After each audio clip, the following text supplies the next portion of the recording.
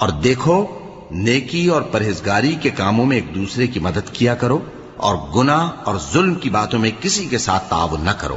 اور اللہ سے ڈرتے رہو۔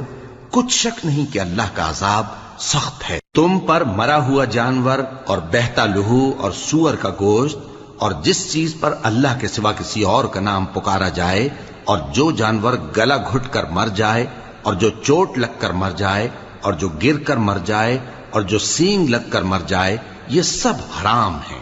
اور وہ جانور بھی جس کو درندے پھاڑ کھائیں، مگر جس کو تم مرنے سے پہلے ذبح کر لو، اور وہ جانور بھی جو غیر اللہ کے آستانے پر ذبح کیا جائے، اور یہ بھی